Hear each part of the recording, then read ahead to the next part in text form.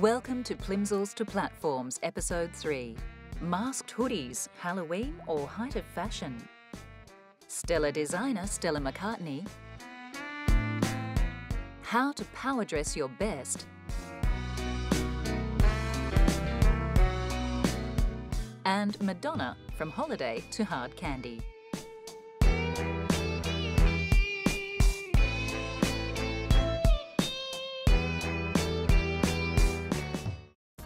On August 29, 2005, Hurricane Katrina unleashed its fury on the citizens of Louisiana. As the world watched on, levees broke and 80% of New Orleans went underwater. Houses were demolished, people swam for their lives, and still others were trapped for days without supplies at the Superdome. It's events like these that make the world of fashion seem frivolous. But not to Naomi Campbell. She took what she knows about fashion and fundraising and put it all to good use. True to Naomi's vision, the first Fashion for Relief runway show opened during Mercedes-Benz Fashion Week in New York City in 2005. Designers including Donna Karan, Anna Sui, Ralph Lauren and Oscar de la Renta contributed apparel to the show.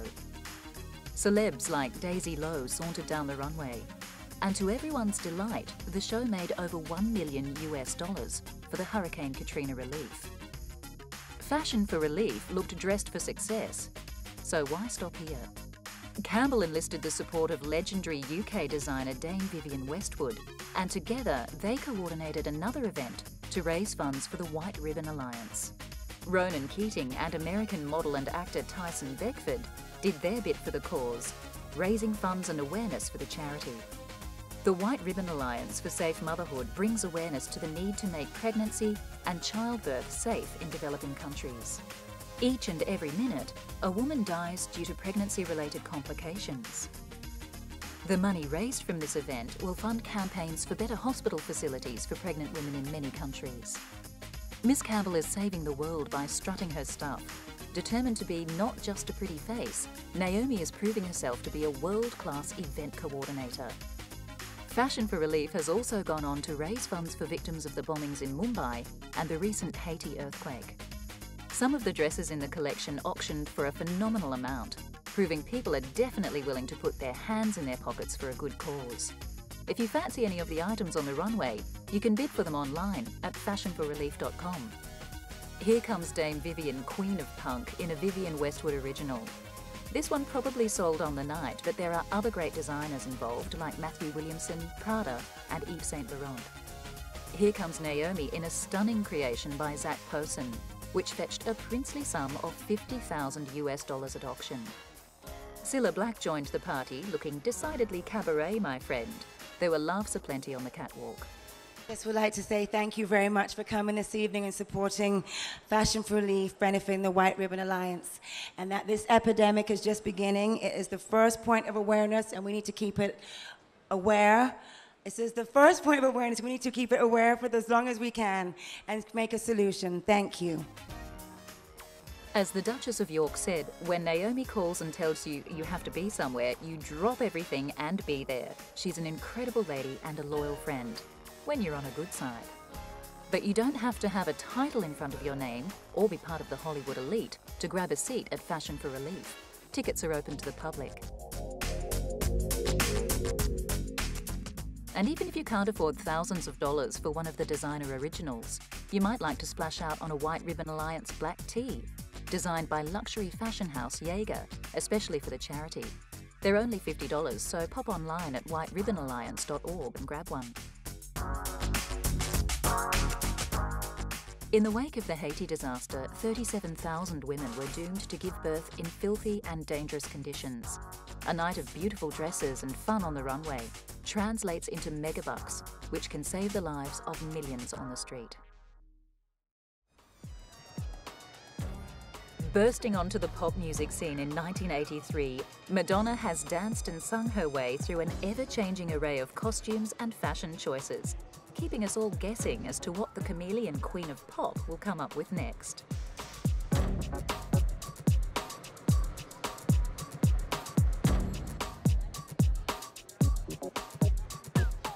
At the Simply Madonna exhibition in London, Madonna's fashion evolution was on display, From material girl to hard candy, for anyone who wanted to take the trip. The trend for pop stars to wear less and less over the last 3 decades was definitely started by Madonna, whose penchant for sexy corsets and the bustier made it okay to sing in your underwear on TV. The material girl's face has been everywhere, from Rolling Stone to Vogue. We have, I think, achieved a good blend of everything that she's done, all of the changes she's gone through, and that's very evident because we've got the S&M bustier, and then we've got the music video, which is straight out of Dallas, with the cowboy hat and very smart fur coat, white outfit. She looks like Sue Ellen out of Dallas. So yeah, I think we've captured it. The public will let me know if I haven't. Madonna's fabulous fur coat cowgirl look from Music, released in 2000, is a far cry from the teased hair and fishnets of the 80s. She has been invited anytime she walks through the door, and they've just said to us, good luck. So I think that's a blessing. I hope so. On display also were an array of 30 dresses from the award-winning Evita film, in which Madonna played the title role. Costume designer Penny Rose modelled her costumes on Eva Peroni's personal Dior collection. We're auctioning one dress and a few small items for Bernardo's, and the material girl dress is going to be sold, and a portion of that's going to Bernardo's. That'll be in April. And some items are being sold now purely on behalf of Bernardo's. So they're our partners in this, they're our partner charity. And we open on tomorrow, Saturday the 21st, and we close on March the 22nd. And if we manage to sell enough tickets, we'll take it on tour. If we don't, we'll lick our wounds. Madonna has worked with some of fashion's top designers. Jean-Paul Gaultier designed this black satin bustier with gold piping. Now Madge herself looks set for a career in design.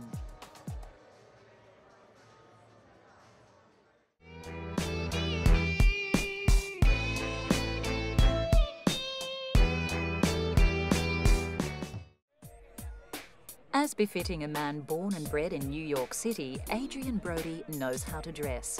As famous for being an actor's actor as he is for his style, Brody cuts a striking figure on the red carpet. After studying at the famous LaGuardia High School, which had an acting stream, Brody started winning roles from the tender age of 13. Yet he remained a fringe actor until Roman Polanski cast him in his 2002 movie, The Pianist.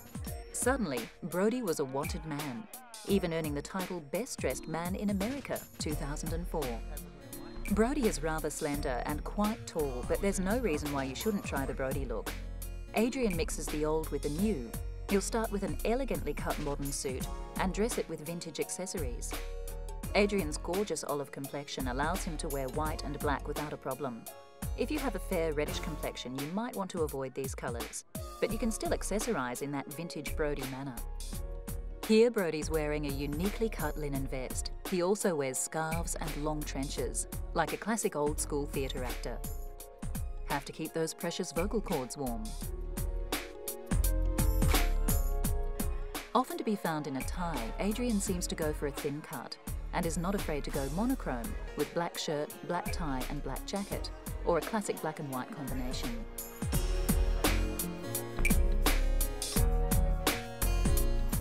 Brody wears suspenders sometimes, which is very retro, and likes a good old-fashioned fedora hat to top things off. That is, if he's not letting his longish locks sway in the breeze. Clean-shaven or with a well-groomed beard, Brody likes it both ways. Classic vintage New York style. It works for Adrien.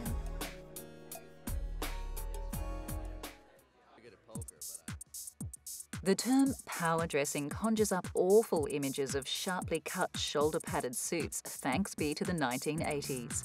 Power dressing first became trendy in the 1970s, actually. Women were coming to the fore in business, but it was thought that they needed a little help, looking assertive and confident, so the way to do it was to give them broader shoulders, just like a man. That trend faded to grey, and the modern businesswoman is now able to choose from a broader array of styles and cuts. Glamour has always gone hand in hand with power dressing. Silk, wool, and expensive materials are still used to convey the successful position of the wearer. But these days, style is all about the individual and what femininity and power mean to you. And if that's a dress, then that's perfectly acceptable. Donatella Versace says a good dress is a great weapon. Fashion designers have worked hard to get rid of the shoulder pad, but it was something the public just wanted more of. Thanks to those iconic television shows Dynasty and Dallas, it was deeply embedded in the fashion conscious. Women liked the way a shoulder-padded jacket hid imperfections. Designers tried to drop it in the late 80s, but due to demand, had to put optional Velcroed pads back in.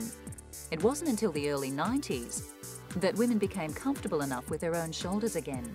And let's face it, women's shoulders are very powerful in an alluring way. And as the shoulders came down in size, so has the hair. Big is not necessarily better in the new millennium. Straightened and sleek is in. Traditional power dressing accentuated sharp, big-shouldered suits with bold accessories. These too have been pared down. Just one bold statement will do.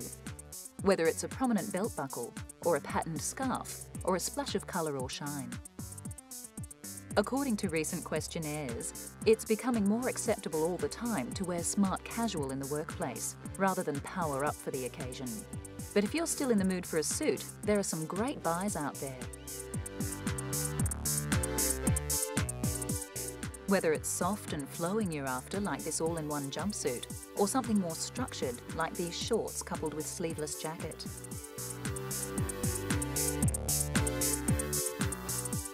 You can take some elements from old-school suits and have fun mixing and matching them.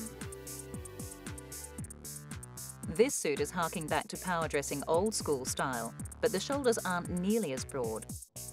And the waist is a softer, more fitting cut. The pants too look built for swing and comfort, but are still striking. In fact, comfort is one of the main new elements in millennium power dressing. If you're going to be spending 10 hours a day in meetings and sitting behind a computer, you might as well enjoy it. These knee-length shorts are a great compromise for summer. Heaps of room to move, lots of tailoring, and coupled with some hot high heels, there's nothing schoolboyish about them at all.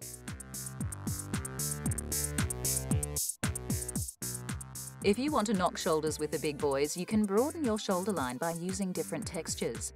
A fabulous fur trim is a powerful feminine statement with regal connotations. Just because you're spending the day at the firm doesn't mean you have to lack fashion flair. An old-style broad-shouldered shirt cut, tempered with flimsy fabric and accentuated with an elegant asymmetrical lace neckline, is feminine and beautiful, and means business. A limited palette of two contrasting colours, such as black and white, can set the tone for a day at the office too.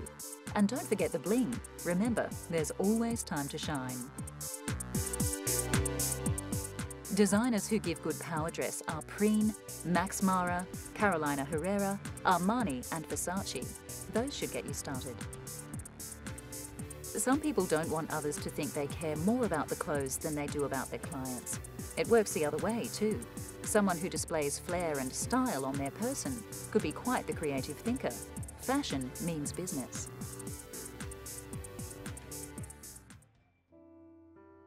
Once upon a time, there was a little girl called Norma Jean who floated from foster home to foster home because she had no father and her mother was unwell.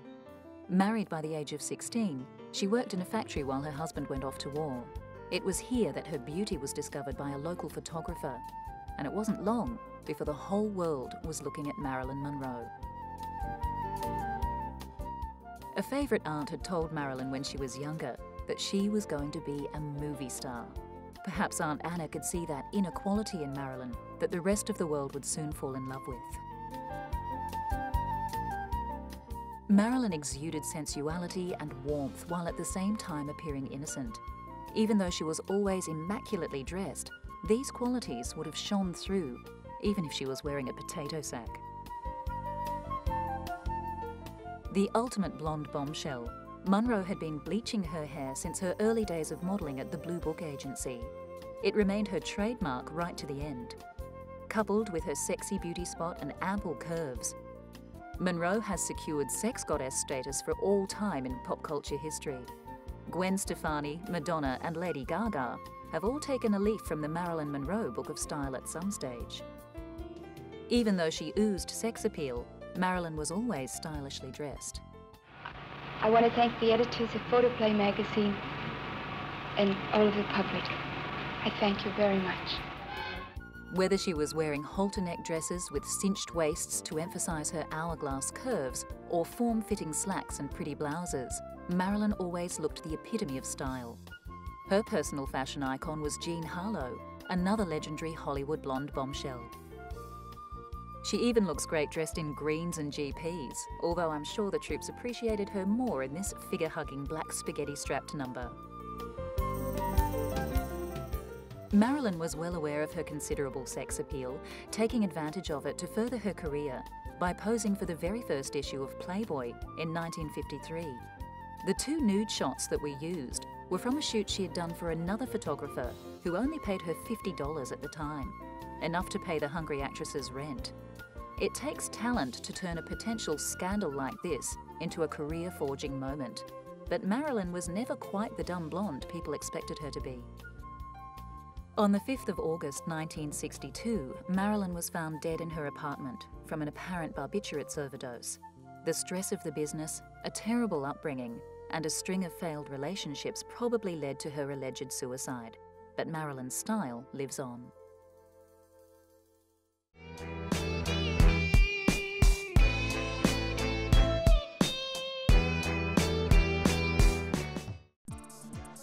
Stella McCartney sure knows clothes.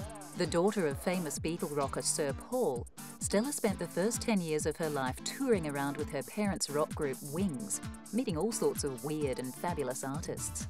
It's not surprising that by the age of 13, after having mixed with creatives for the better half of her life, that her own creativity came bursting forth.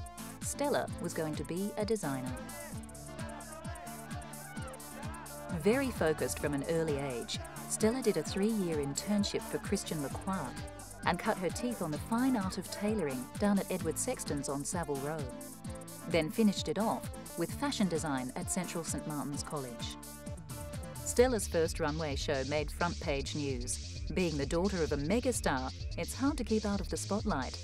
But there's no doubting that the talented Miss McCartney has built and maintained her career on her own wits and talent. You'll notice a lack of fur and leather in a Stella McCartney collection.